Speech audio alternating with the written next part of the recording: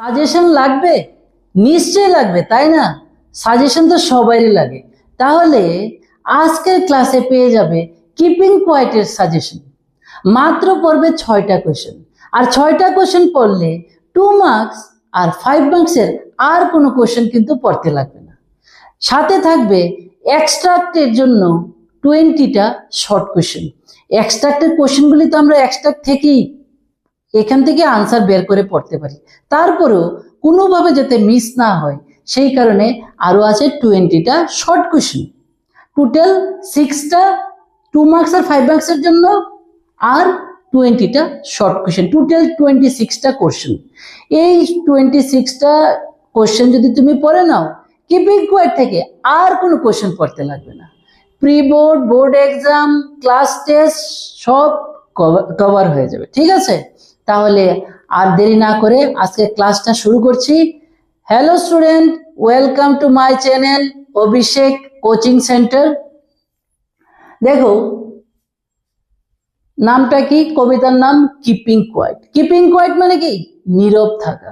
এই কবিতায় Pablo Neruda নীরব থাকার উপর কি দিয়েছেন, জোর দিয়েছেন। কেন?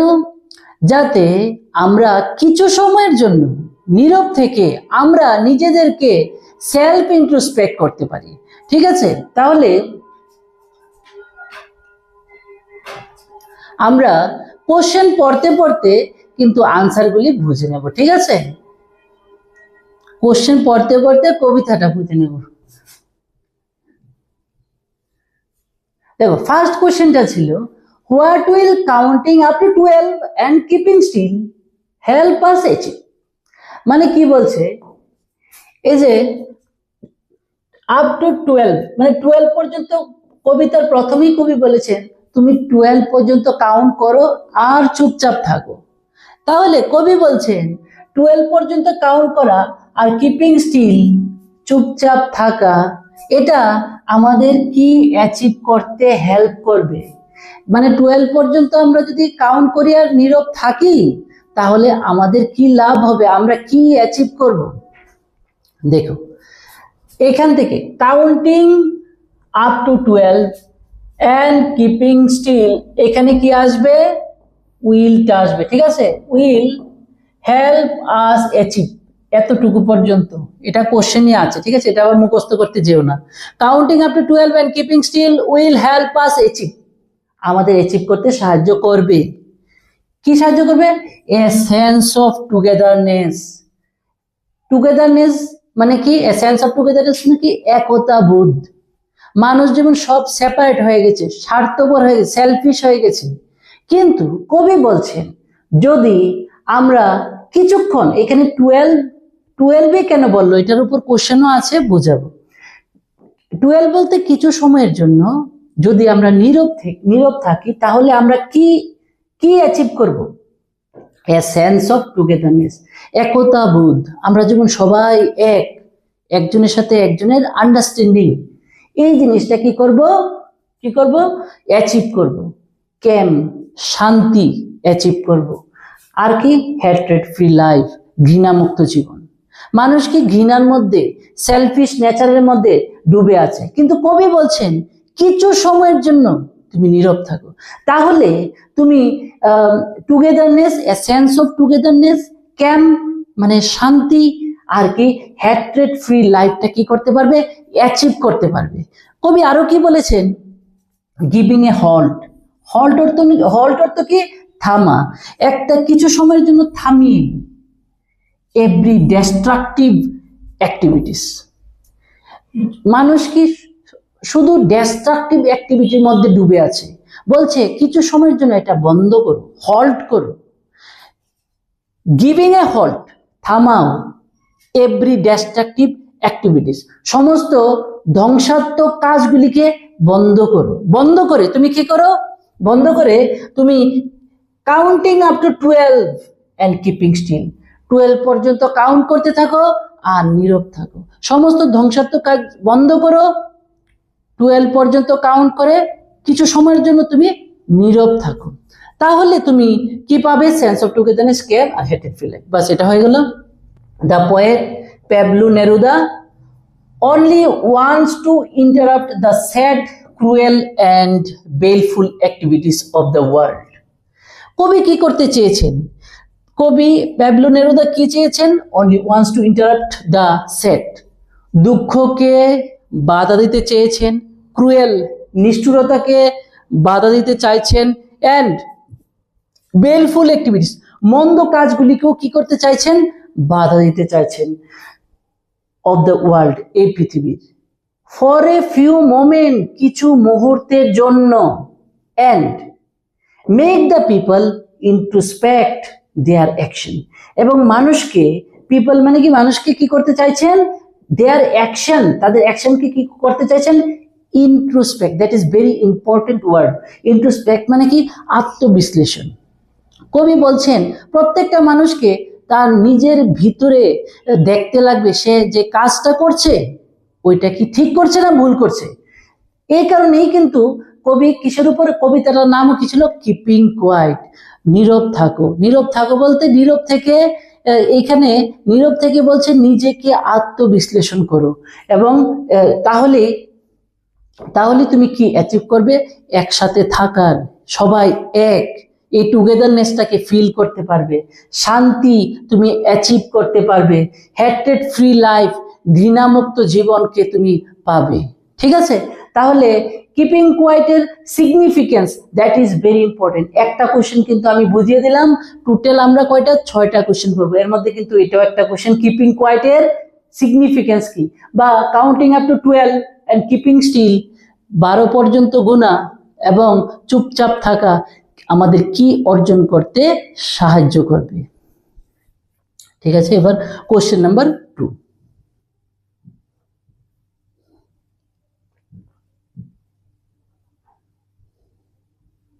আচ্ছা, কোশ্চেন নাম্বার 2, কবি যে বলছে কিপিং কোয়াইট, নীরব থাকো, নীরব থাকো, চুপচাপ থাকো, মানে কি?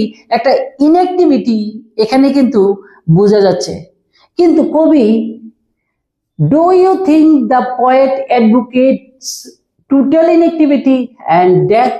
টোটাল ইনঅ্যাক্টিভিটি, মানুষ কোন সময় টোটাল ইনঅ্যাক্টিভিটি হয়ে যায়? যখন মৃত্যু আসে, ঠিক না? তুমি কি ভাবছো কবি জোর দিচ্ছেন টোটাল ইনঅ্যাক্টিভিটি এবং মৃত্যুর উপর? কিপিং কোয়াইট, নীরব থাকো, যখন মানুষ মারা যায় তখন কি একদম নীরব হয়ে যায়।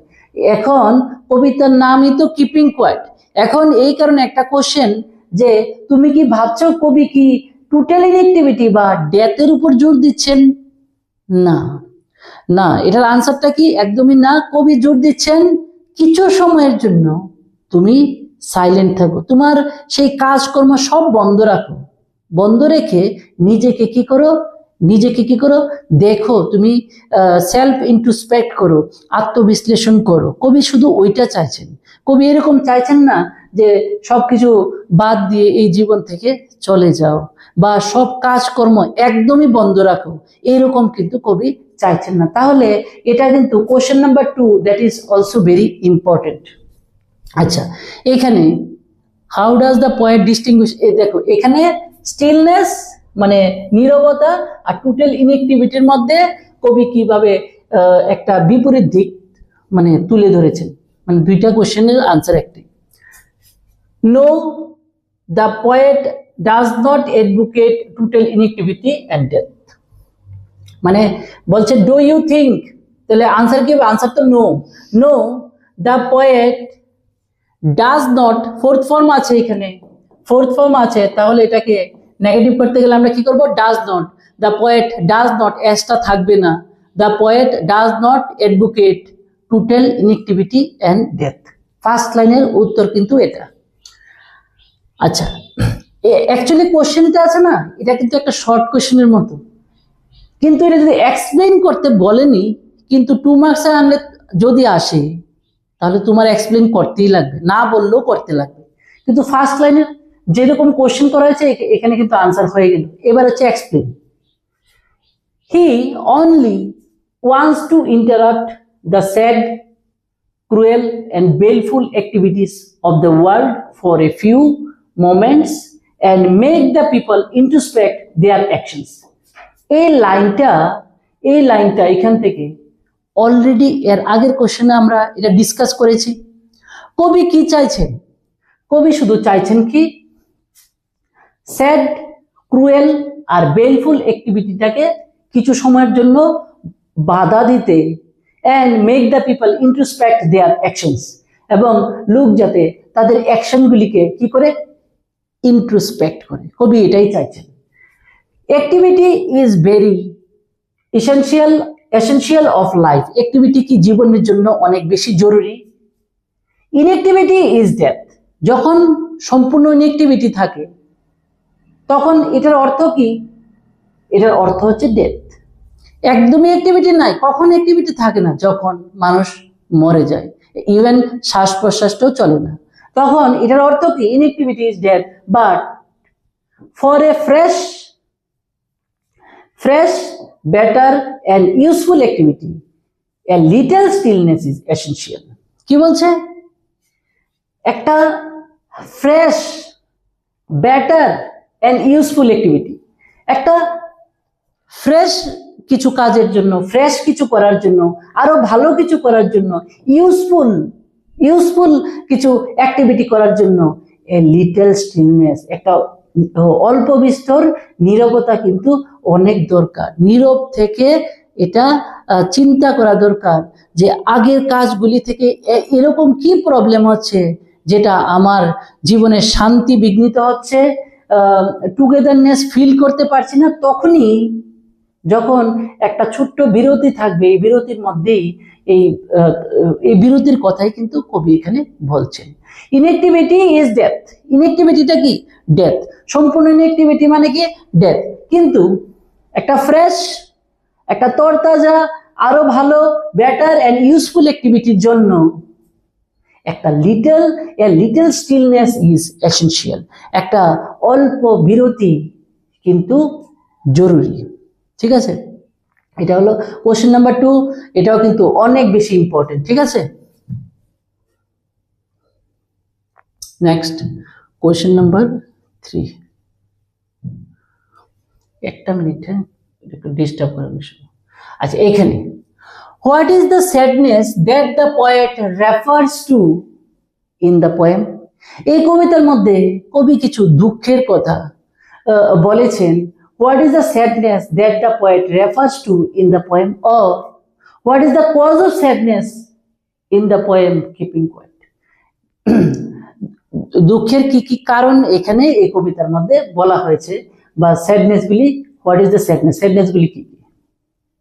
আচ্ছা, according to the poet Pablo Neruda, human beings are sad because they are always running after material gains at the cost of their inner peace. একদম ইম্পর্টেন্ট একটা লাইন, খুব ভালো করে বুঝতে লাগবে এটা। আচ্ছা, human beings are sad because, কারণটা কি? They are always running after কথাটা কোন সময় হয়ে যায়? পিছনে পিছনে ছোটা, কোনো কিছুর পিছনে ভাগা। তাহলে দে আর অলওয়েজ মানে হিউম্যান বিং এর কথা বলছে। মানুষ কি করে? আর অলওয়েজ রানিং আফটার, পিছনে ছুটে। কিসের পিছনে? ম্যাটেরিয়াল গেইনস, বাস্তবিক, এই যে বাড়ি গাড়ি এগুলি মানে ম্যাটেরিয়াল থিংস এর পিছনে ছুটতে থাকে। এটা কিসের মূল্যে? At the cost of their inner piece. ভিতরে শান্তি বিঘ্নিত হলেও ওইটার বিষয়েও ভাবে না, কিন্তু ম্যাটেরিয়াল গেইন লাগবে, ওই জিনিসগুলি লাগবে। এটার জন্য কারোর ক্ষতি হোক বা যে কোনো খারাপ কাজ হোক, ওইগুলির কথাও ভাবে না। এই কারণে বলছে at the cost of their inner piece, তাদের ভিতরে শান্তির মূল্যে। এই কথার অর্থ হচ্ছে শান্তি, ভিতরে শান্তি নষ্ট হয় কখন? যখন মানুষ ভুল কাজের মধ্যে জড়িত থাকে। তাহলে এই কবিতার মধ্যে কবি বলছেন কি? মানুষ এই কারণে কি হয়? স্যাড হয়। হিউম্যান বিংস আর স্যাড, মানুষ কি হয়? দুঃখিত হয়। Because they are always running after, তারা পিছনে পিছনে ছুটে, ম্যাটেরিয়াল গেইনস এর পিছনে পিছনে ছুটে, at the cost of their inner piece. The sadness that the poet refers to, এই যে দুঃখের বিষয়গুলি দ্য পয়েট রেফার্স টু, কবি যেটা বুঝিয়েছেন ইজ, এটা হয় the result of our failure to understand ourself, the result of failure to understand ourself. আমরা নিজেরাই নিজেদেরকে বুঝতে পারি না। কি বলছে এই জায়গাটা দেখো, দ্য রেজাল্ট, এটা কিসের result? Our failure to understand, আমাদের ব্যর্থতা। আন্ডারস্ট্যান্ড মানে কি? বোঝার, আমাদের বোঝার ব্যর্থতা। আওয়ারসেলফ, নিজেদেরকে বোঝার যে ফেলিউর মানে ব্যর্থতা, নিজেদেরকে বোঝার ব্যর্থতাই কিন্তু এখানে এই স্যাডনেসটা বুঝিয়েছে। কবি যে স্যাডনেসকে বলছে এটা হচ্ছে the result of our failure to understand ourselves and others, এবং অন্যদেরকে, নিজেদেরকে এবং অন্যদেরকে। Our constant engagement in destructive activities, আমাদের অনবরত ডিস্ট্রাকটিভ অ্যাক্টিভিটিসে, ধ্বংসাত্মক কাজে যে এঙ্গেজমেন্ট, যুক্ত থাকা, ওয়ার্স, যুদ্ধে যুক্ত থাকা, and the blind race for material progress. এবং আরেকটা কি, একটা যেমন এটা অন্ধের মতো একটা পিছনে ছুটাছুটি, দৌড়ভাগ ফর ম্যাটেরিয়াল প্রগ্রেস, ওর থেকে আমার আরেকটু উপরে উঠতে লাগবে, এই ম্যাটেরিয়াল প্রগ্রেসের জন্য have made our life full of misery, stress and isolation.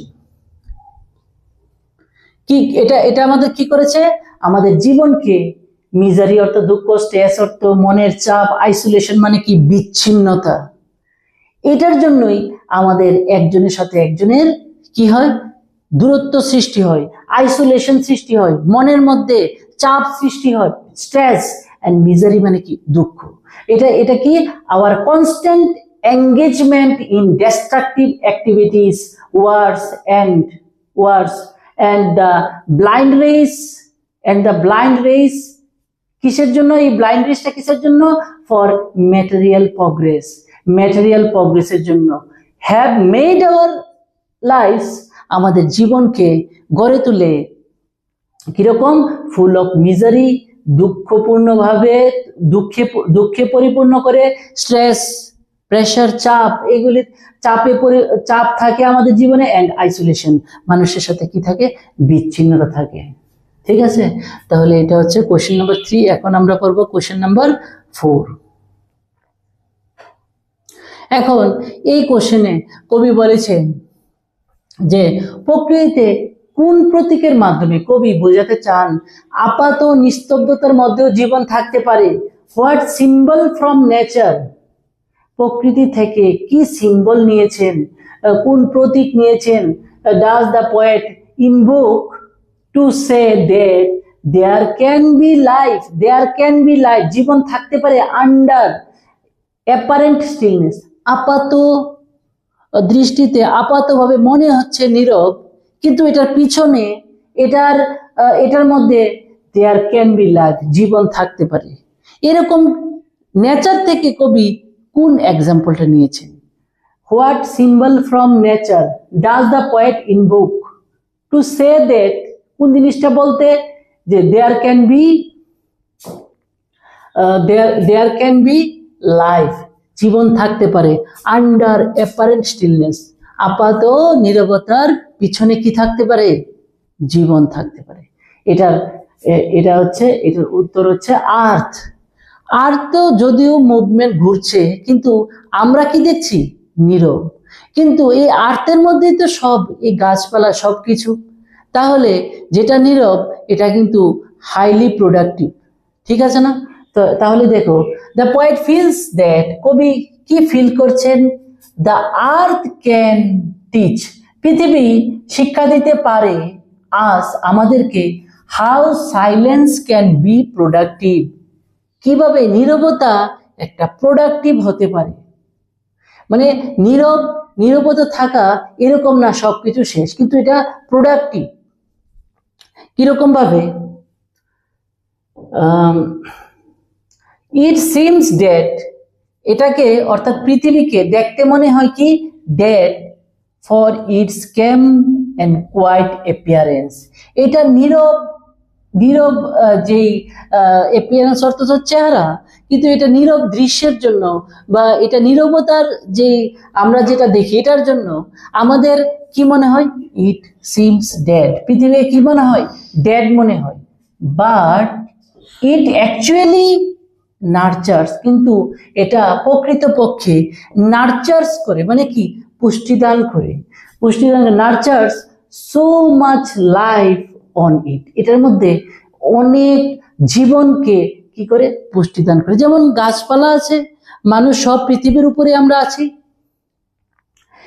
In winter, দেখো শীতের সময় ইট লুকস সাইলেন্ট, একদম যেমন এটা সাইলেন্ট এবং লাইফলেস থাকে, বাট ইনসাইড কিন্তু ভিতরে কি হয়? ইট ইজ স্টিল অ্যালাইভ, এটা জীবিত। লেটার, পরে কি হয়? স্প্রিং কামস, তারপরে উইন্টারের পরে কি আসে? স্প্রিং আসে। অ্যান্ড এভরিথিং গ্রোস, এবং আবার কি হয়? আবার সবকিছু কি হয়? গাছপালা এগুলি মানে গ্রো করে। So silence doesn't mean death. তাহলে সাইলেন্স কিন্তু মৃত্যুকে বোঝাচ্ছে না। It means a new beginning. এটা কি বলছে? একটা নতুন শুরুয়াত। ঠিক আছে। এই স্প্রিং এ কি হয়? স্প্রিং এ কি হয়? গাছের মধ্যে পাতা আবার নতুন করে কি করে? গ্রো করে। তাহলে এটা কিন্তু একটা নীরবতার পরে কিন্তু মানে এই জিনিসটা আসছে।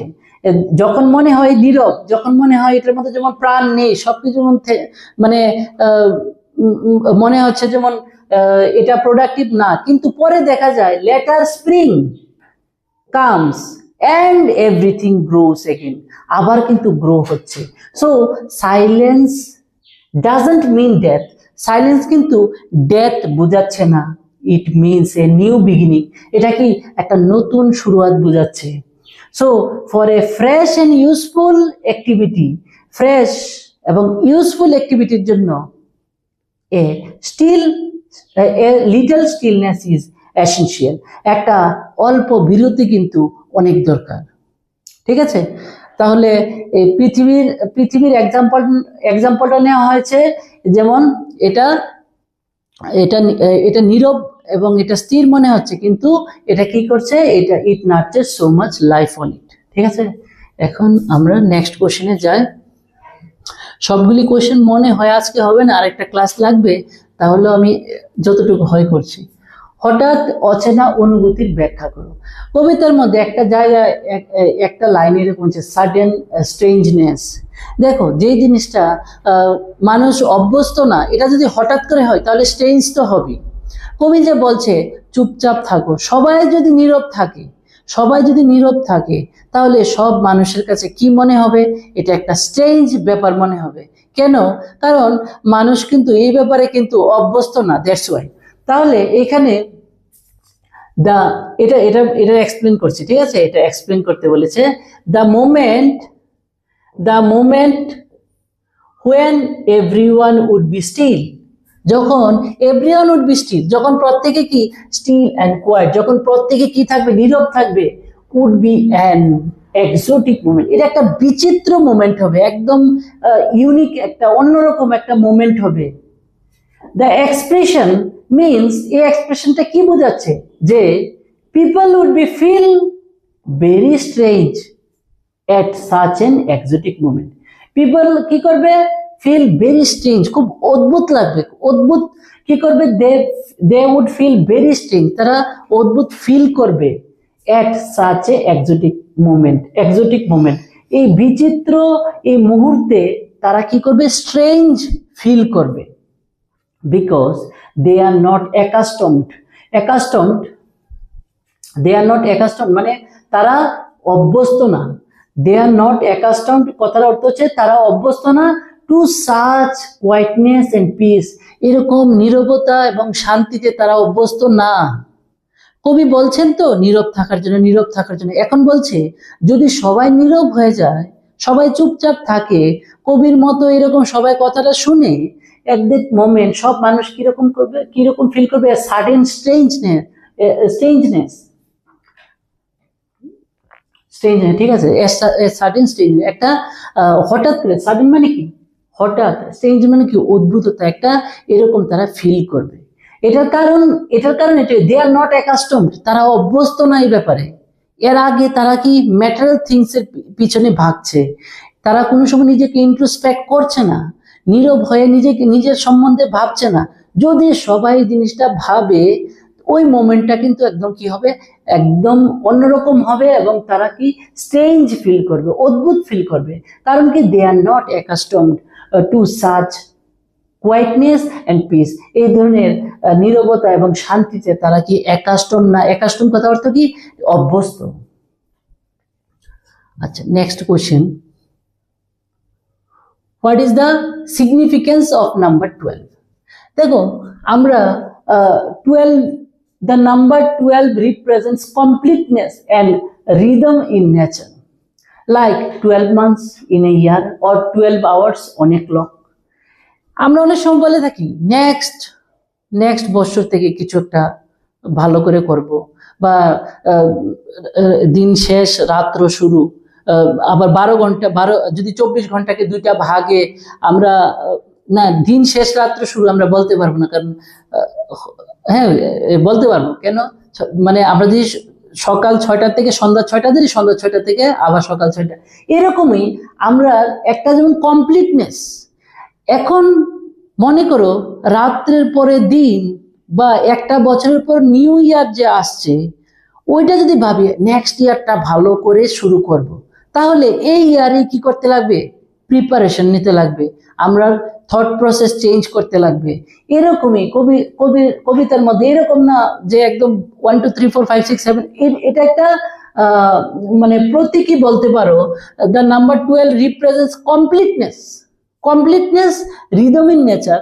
যেমন 12 মাসে 1 বছর হয়, এবং ঘড়ির and or 12 hours on a clock.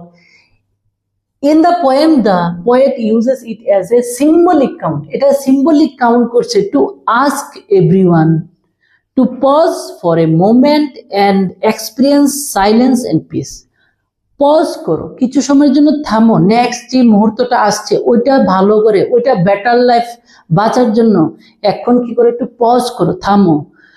যেমন নিউ ইয়ার আমরা বলি, যেমন এই বছরটা শেষ মানে কি, এটা যেমন একদম থেমে গেল, নেক্সট শুরু হলো, এরকম কিছু একটা কবি বুঝাতে চেয়েছেন। দ্য নাম্বার 12 রিপ্রেজেন্টস কমপ্লিটনেস, এটাকে কমপ্লিটনেস বোঝাচ্ছে, and rhythm in nature, like 12 months in a year or 12 hours on a clock, 12 months in a year, বছরে 12টা মাস, অথবা 12 hours on a clock, ঘড়ির মধ্যে 12 ঘন্টা।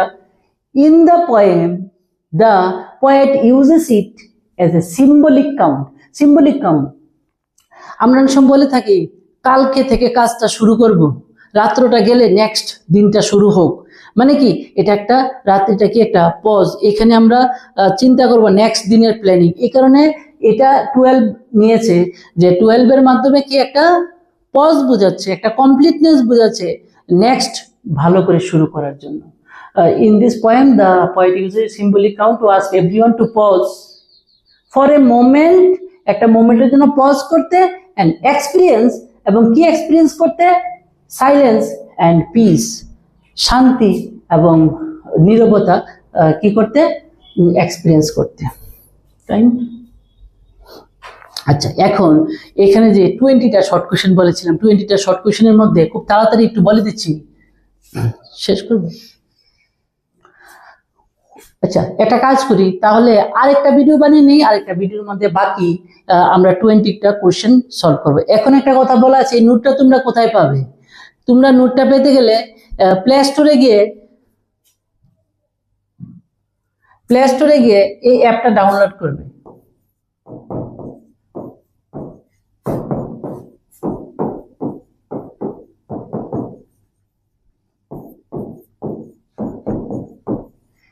এই অ্যাপটা ডাউনলোড করার পরে একটা ফ্রি ম্যাটেরিয়াল পাবে, ওইখানে কিন্তু তোমরা নোটটা পেয়ে যাবে। আর যদি ভিডিওটা মনে হয় ইনফরমেটিভ, তাহলে ভিডিওটা লাইক করবে, সাবস্ক্রাইব করবে, শেয়ার করতে নিশ্চয়ই ভুলবে না। Thank you. নেক্সট ভিডিওতে আবার দেখা হবে।